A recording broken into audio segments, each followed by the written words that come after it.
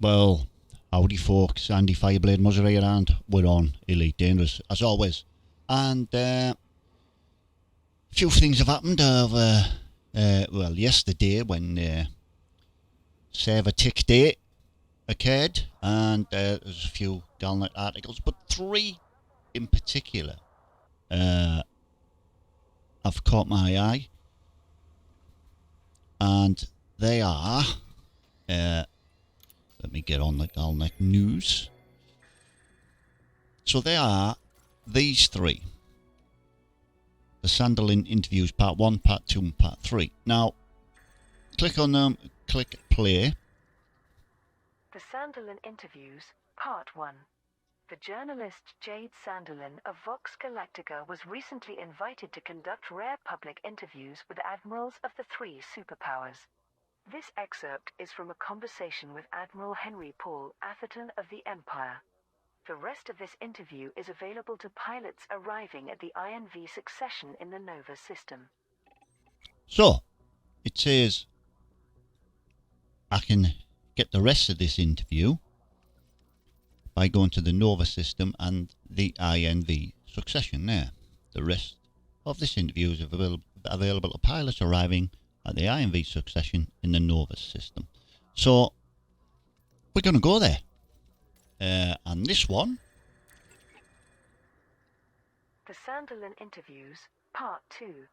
The journalist Jade Sanderlyn of Vox Galactica was recently invited to conduct rare public interviews with admirals of the three superpowers. This excerpt is from a conversation with Admiral Maxton Price of the Federation. The rest of this interview is available to pilots arriving at the FNS Amphion in the Sosong system. Okay, and the next one, so we go to Sosong. The Sanderlyn Interviews, Part 3. The journalist Jade Sanderlyn of Vox Galactica was recently invited to conduct rare public interviews with admirals of the three superpowers. This excerpt is from a conversation with Admiral Rachel Ziegler of the Alliance. The rest of this interview is available to pilots arriving at the megaship Salote Charm in the DDO system. So, let's go to them. Let's go to them and get all that is required. And let's listen to the interviews. Well, or read the interviews. I don't know what we're getting.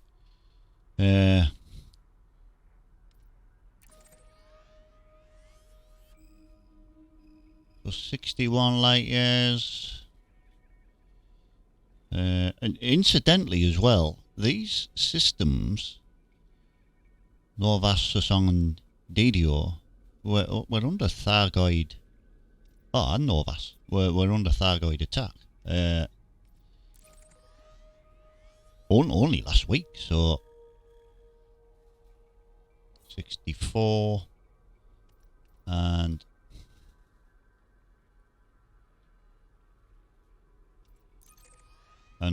40. I think we'll go there first. 6 and 2 3s really. We'll go with it in order. So Novas first, and then Sosong, and then DDO, and yeah. Let's make tracks. Alright, so here we are in Novas, and we've got the INV succession targeted. We just got interdicted by System Authority vessel. Scanned and let go. Very good of him. 3, 2, 1, engage. So we'll go to the INV succession and see what comes up.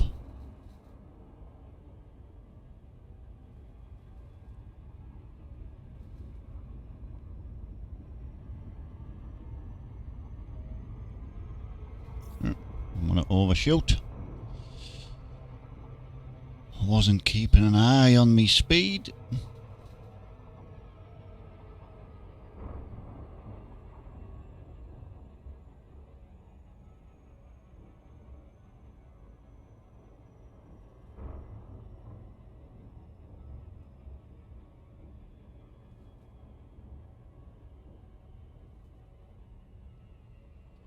Now this is a...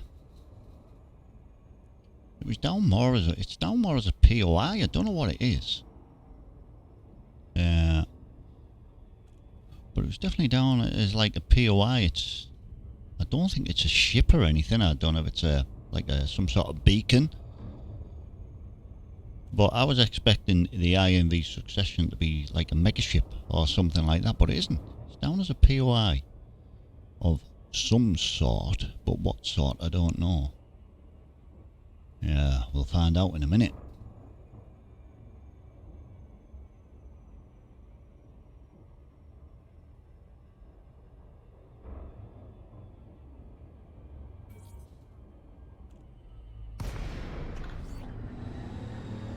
Oh, Interdiction class vessel. Yeah, that's cool.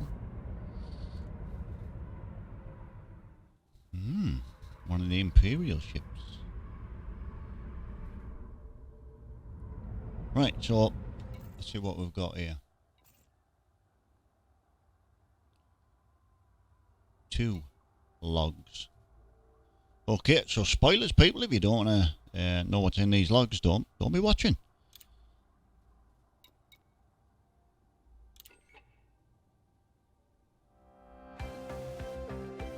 Ooh, music as well.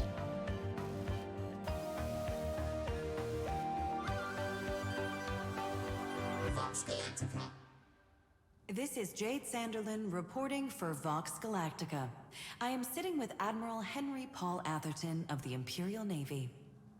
Thank you for agreeing to this interview, Admiral. Oh, please, call me Henry. I'd be delighted to. This is a very impressive ship, Henry. Some might say majestic. Yes, the Succession is a wonderful vessel. How long have you commanded her? Several years now. It has been an honor to have my name listed on the Succession's exemplary service record. You were promoted to Admiral only 3 years ago. Does that change the personal dynamic with your crew at all? Well, they salute a little faster, I suppose. Happily, I enjoy a strong relationship with my officers, so they took the change fully in stride. Let's talk about Novus. I understand that the Imperial Navy has deployed a fleet here at Salvation's request. That's correct. Emperor Orissa recently resumed her duties following an extended absence from the throne. Having now surely been briefed on Salvation's work, does the Emperor endorse Salvation? If the Emperor had objections, her navy would not be in Novas. What are your objectives in the system? Well, in case it has gone unnoticed, there is a major Thargoid invasion occurring here. It is our duty to protect civilian populations and prevent the loss of strategic assets. I'm pleased that you mentioned civilian lives first. Does Salvation share this approach? Almost certainly. Why else would he invest so much effort into his marvelous superweapon if not to protect people? Some have claimed that Salvation prioritizes victory over safety. Jade, dear, they are the same thing. The cost of war is human lives, and the Thargoids extract a heavy toll. Every invaded system, every burning starport, every ambushed convoy, every ship lost to hyperspace. We have repeatedly driven the Thargoids back from our space, but the wretched things keep returning. That cost grows each day. Salvation's superweapon has proven effective at wiping Thargoids from entire systems at a stroke. If Salvation calls that victory, while you and I call it saving lives, then I'm comfortable with the difference in perspective. Thank you for elaborating. Let's take a break. We'll be back after these messages. Vox Galactica. Very interesting how nobody knows who Salvation is, but he keeps referring to Salvation as he. Now, I was secretly hoping that Salvation was actually Salome, and that Salome wasn't actually dead, and it just would have been, I think, good and funny at the same time. that Salome was brought back. But anyway, let's crack on with the next one. It is very interesting. I don't think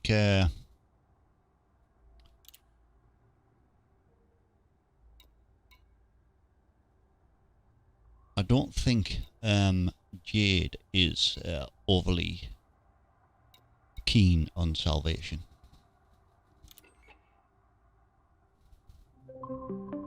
Vox Galactica. Welcome back. I'm here with Admiral Atherton of the Imperial Navy. Henry, I wanted to get your thoughts on Aegis. Has the disbandment of that organization had any effect on the anti-Thargoid efforts? Yes, I would say that's a fair assessment. In what way? Aegis defense pilots were skilled at engaging Thargoid ships. That experience was valuable to the younger pilots defending Imperial territory. Are you disappointed that Aegis is gone? I think so. Yes. Despite Aegis's faults, and it certainly had those, the initiative achieved much over the years. Also, Albert Tesreau is a delightful individual. Have you had the pleasure? No, I have not spoken with Professor Tesreau. I hope to soon, though. She has worked as hard as anybody to improve our understanding of the Thargoids. That dedication was reflected in Aegis's work. Poorly managed, it may have been, but it was certainly not poorly led. Did you follow the news of the Alexandria wreckage discovery in recent months? Yes, I did. Do you have any comments to share? The loss of the Alexandria is tragic, of course. A ghastly turn of events. Has there been any attempt to identify the perpetrators? Not to my knowledge, but then I am not an intelligence officer. The Alexandria's logs suggest Aegis's efforts were undermined by other parties, though. Perhaps, but that event was not the sole reason for Aegis's disbandment. What's done is done. Our focus rests firmly on what is yet to do. Which brings us back to salvation. Indeed it does. The Imperial fleet will provide salvation with the time required to deploy his superweapon by engaging the Thargoid forces in this system. The people of Novas will see firsthand how effective Salvation's methods can be. I believe that this war has an end in sight. I truly hope so. Thank you for your time, Admiral. From the INV Succession in Novus, this is Jade Sanderlyn. Stay safe out there. Vox Galactica. So, yeah, she's definitely not keen on salvation. She's definitely, just from that first interview alone, is angling for something or someone to not be on his side, so to speak. And I get the idea that she is blaming the downfall of Aegis on Salvation, and the Alexandria. I get the hint that she's also blaming that on Salvation. It'd be interesting to see what she says on the other things, but we'll just have a look around this Majestic class ship. I'm always a bit weary of going near these, because a couple of times I've come near a Majestic class ship and ended up getting killed. So, having said that, I've been near the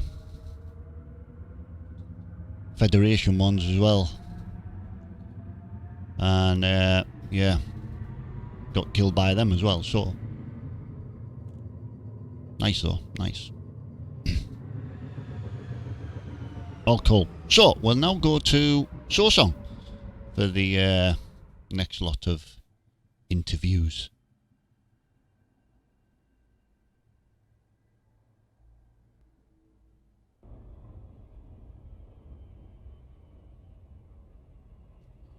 Okay, so we are coming up to the FNS Amphion. I can't remember what they call these. I'm gathering this is a Federation vessel. I can't remember what they call the Federation ships. Once again, it's another POI. So it's going to be one of their capital class ships. So that'll be what it is, a capital class ship. Yeah. I was thinking I can't remember what they call them, but yeah, that's what it is. Senior moments, senior moments. I have more and more every day. The older I get, the more senior moments I have. So yes, I was secretly hoping Salvation was Salome. I was hoping F-Dev had brought her back from the dead and that she was Salvation. But there's more and more people referring to Salvation as and he.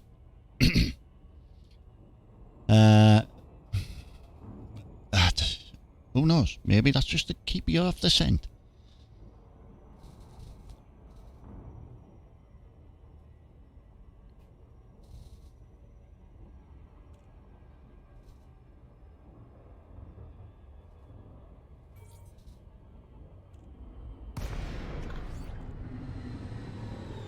There we go.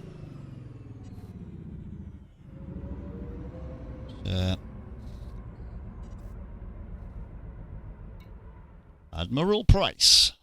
Let's go.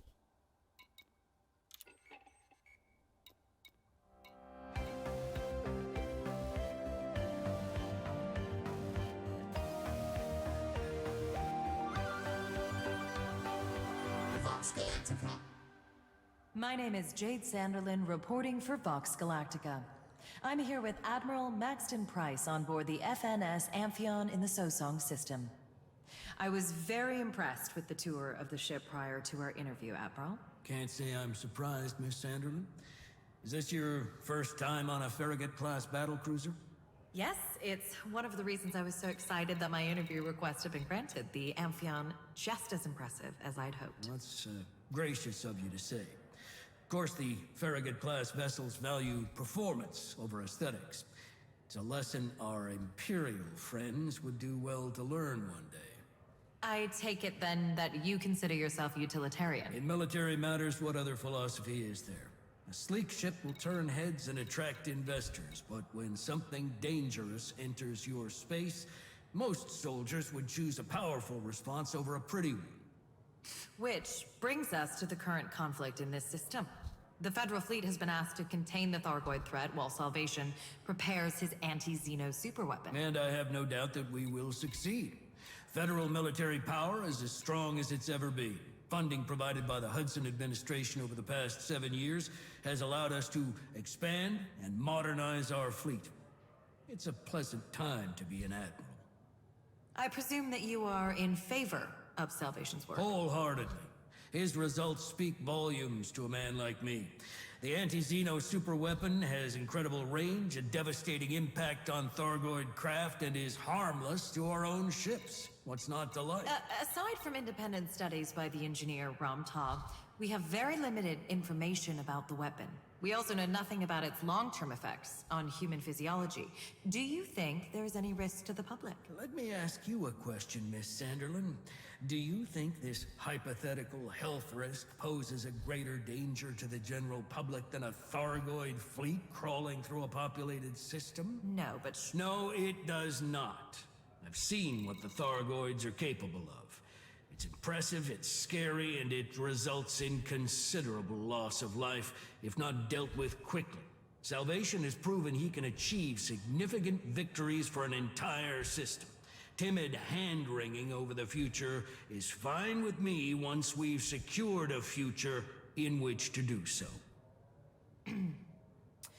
Let's take a break for a word from our sponsors. We'll be right back.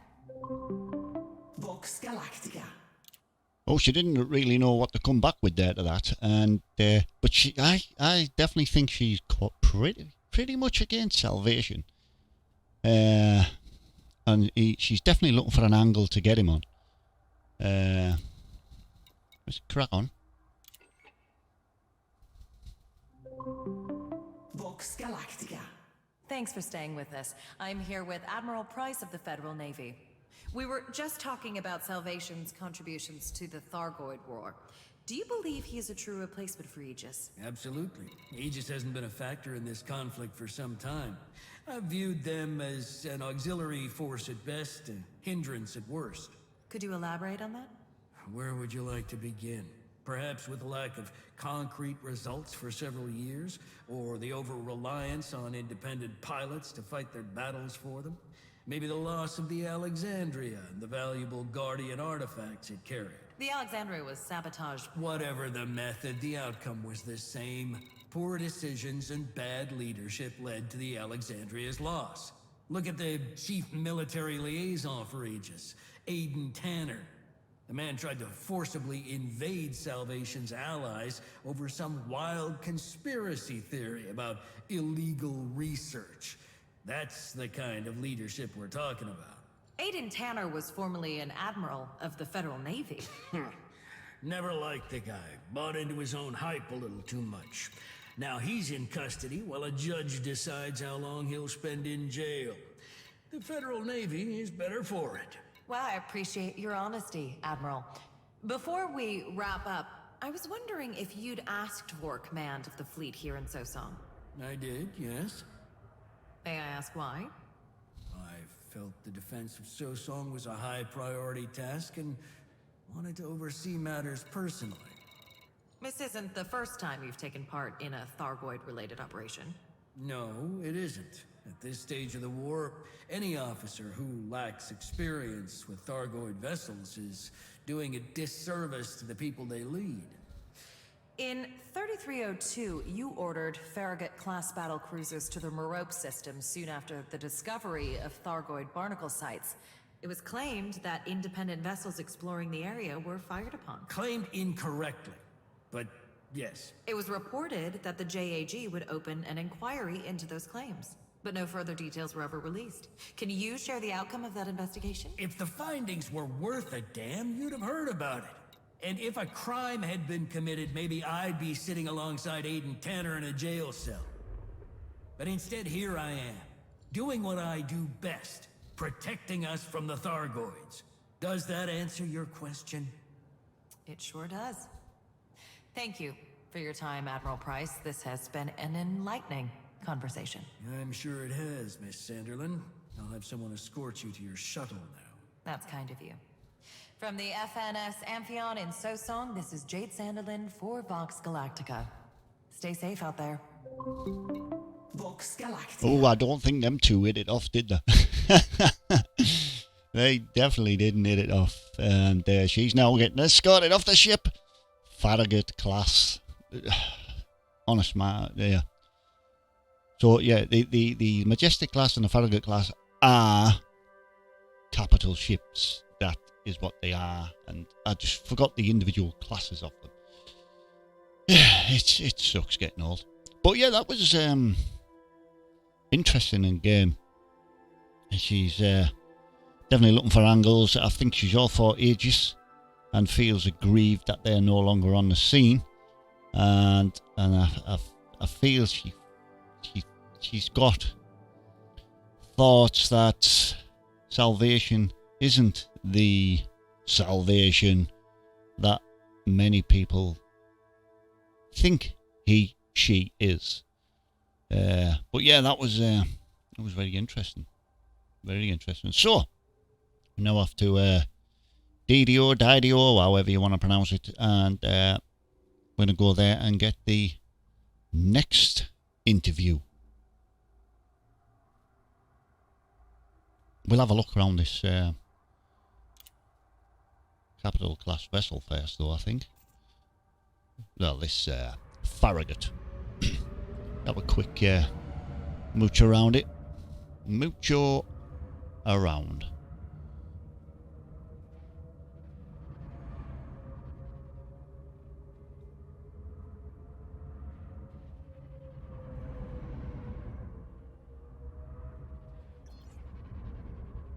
They're just huge corvettes, aren't they? Just ginormous corvettes.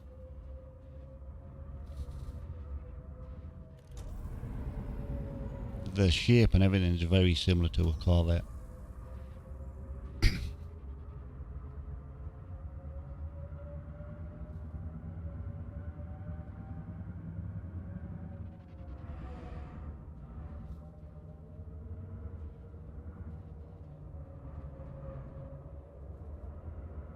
And here's me looking at a Federation capital class ship in an Imperial cutter. Yeah. And Admiral Price not liking the aesthetics of the Imperial ships by the sounds of it at the start of that interview.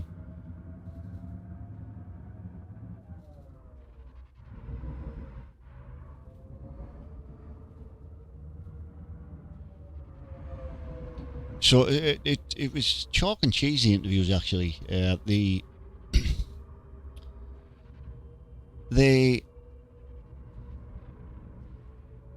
first interview with the Imperial Admiral was quite flirtatious, you know, oh, call me this, call me that, and both had giggles towards each other. And it sounded like they quite liked each other, and this one was very formal. They stuck with calling. Well, she stuck calling him Admiral. He didn't tell her to say, "Oh, just call me such a person." And yeah, they definitely did not hit it off. So it was interesting. Right, we'll plot the route to DDO and the next one, the third and final interview.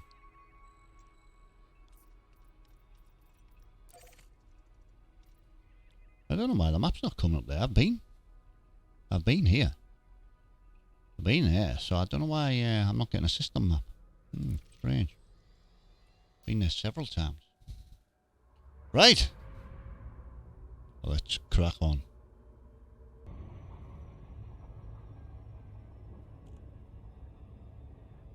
Okay, so here we are.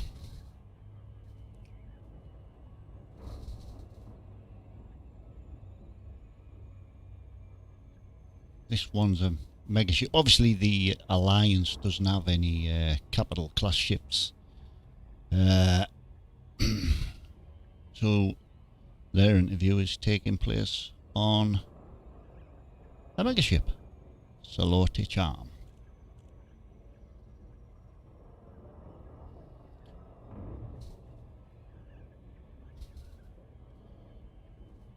Will be another interesting interview, I don't doubt.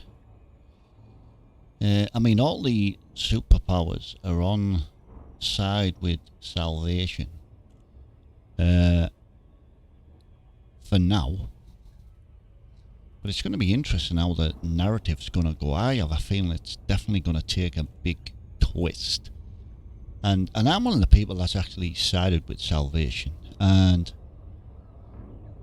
I think many have, and I think it's definitely going to take a big twist. And what consequences there's going to be for siding with him, I don't know. But is the twist what I think? Is it that it's Salome? I'm sorry, but I cannot think that it is. I have a couple of reasons for it. I'm not going to go into, but yeah, I mean, it's highly likely that it isn't. But I just think it'd be really, really good if it was. They brought her back from the dead. I'd love it. I mean, it happens in the movies all the time, doesn't it? People come back from the dead. Happens all the time. You know, they die in the first one, come back alive in the second one, or come back later in the series. You know, it happens a lot. Although they don't come back alive, it's just that they never actually died. But I just cannot think that, like, why would Salome have died in that incident when, you know, what happened to the escape pods? You know, I think she was picked up and left for dead. To, just leave me as dead, and it would be great. I'd love it, absolutely love it. Anyway, it's wishful thinking. Let's crack on.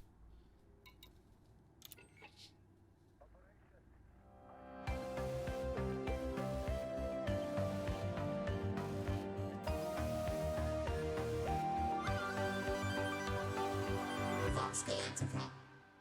This is Jade Sanderlyn, reporting for Vox Galactica.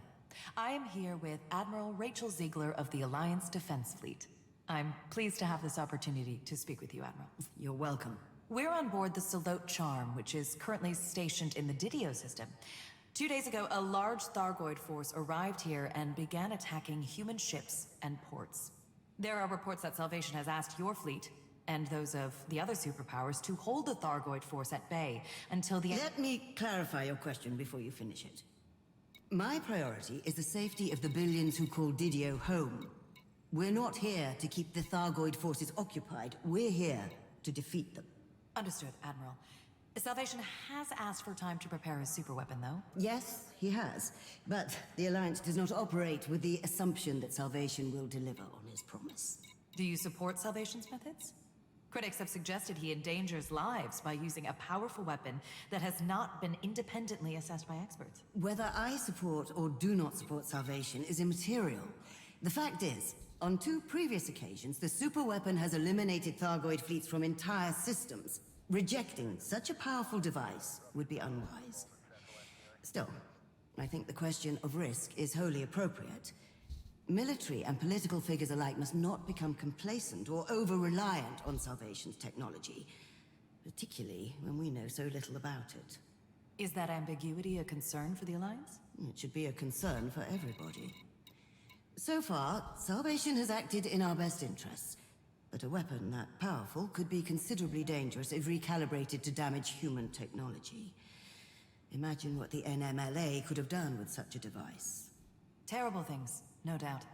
But your fleet in Didio could be seen as a tacit endorsement of Salvation by Allied leadership, regardless of your personal views. As I said, Salvation's results are highly impressive. Let's hope they remain so. We'll take a short break. Join us after these messages. Vox Galactica. Yeah, she definitely doesn't like Salvation. She's definitely think he has an ulterior motive, and he may well do. But she's right in what she's saying at. That, imagine if the weapons fell into the wrong hands or they were recalibrated. What damage could he do? He's a very powerful man because the superpowers are quite reliant on him at the minute with this weapon of mass destruction regarding getting rid of the Thargoids from systems. Once he's perfected getting it ready a lot quicker so he can just jump with his mega ships with the weapon, fire them off as soon as an invasion starts and can decimate the attacking force, then yeah. So at the minute he probably holds a lot of cards in his favour and could hold people to ransom. However, he's just one person, and it takes that long for this to get for him to get this together, and he also relies on independent pilots to gather him the materials required. So, he's not as powerful as he thinks, because if he becomes too overzealous in the way he's doing things, then the independent pilots will just go, "No way, mate, we're not helping you." And then he's caught high and dry. But let's see how the next bit of the interview goes. Vox Galactica. Welcome back. I'm here with Admiral Ziegler of the Alliance Defense Force. I want to touch on the recent dissolution of the Aegis Initiative. Has that decision had any impact on the Thargoid War, in your view? From a logistical standpoint? No, not really. Scan detected. Aegis vessels have been repurposed by skilled pilots. I know of several prominent colleagues who are displeased, however. Can you elaborate on why? Aegis research provided several notable contributions to the war effort. For example, meta-alloy studies gave us safe methods of storing Thargoid artifacts. Decontamination limpets increased ship survivability during Thargoid combat. Aegis also played a key role in the safe development and distribution of Guardian hybrid weapons technology. It remains to be seen who will lead such efforts now. Critics have argued Aegis was poorly managed and achieved less than expected given the resources available to it. Critics are going to focus on the negatives. That's why they're called critics. I'll bet you a Kobe beef supper these people have never encountered a Thargoid vessel in person. Are you referring to the political aspect of Aegis disbandment? You've previously spoken out against decisions made by the Alliance Assembly. Only the very poor decisions. Does the end of Aegis fall into that category? No, I don't believe so. The decision to end Aegis is understandable given the evidence presented in the Bauman report, even if I do not personally agree with it. My perspective has always been one of security. The ADF is a quickly mobilized fleet, but we lack the resources of the Federal and Imperial navies. Aegis improved the Alliance's ability to defend itself from a prolonged Thargoid invasion. Sirius Corporation has offered to fulfill that role for the Alliance. Yes, well, Sirius went about it very poorly. Liang Rui has since recognized the lack of approval from the Assembly and appears keen to make amends. Does that sway your opinion at all? I have no doubt that Sirius Core would improve the strength of the ADF long term, but let us not pretend that Mr. Yongrui's interest in the Alliance is altruistic. We'll see what he wants in return soon enough, I expect. Admiral Ziegler, it has been a pleasure talking to you. Good luck in the coming conflict. Well, thank you. From the Solo Charm Indidio, this is Jade Sanderlyn for Vox Galactica. Stay safe out there. Vox Galactica. Anybody think that sounded like Judi Dench? I got just a little bit of a hint of Judi Dench in that voice acting there. But yeah, all very interesting. And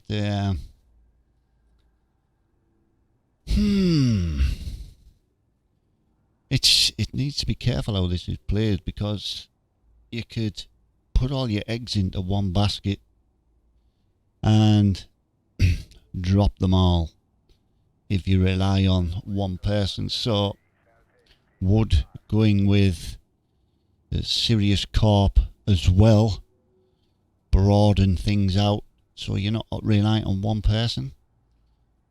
But then, you know, if you didn't want to be reliant on one person, then why would they have disbanded Aegis in the first place?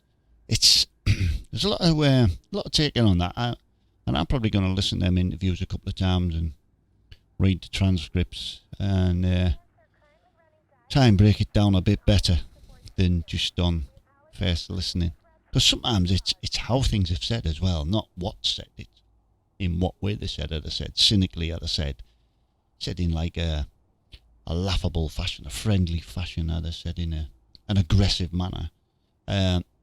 So you have to listen for all that. But excellent.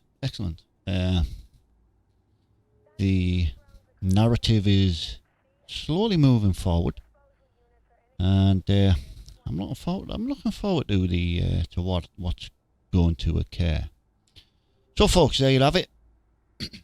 That's been the interviews, and yeah, hope you enjoyed it. Thanks for watching, folks. And we'll catch you later. Taddy bye.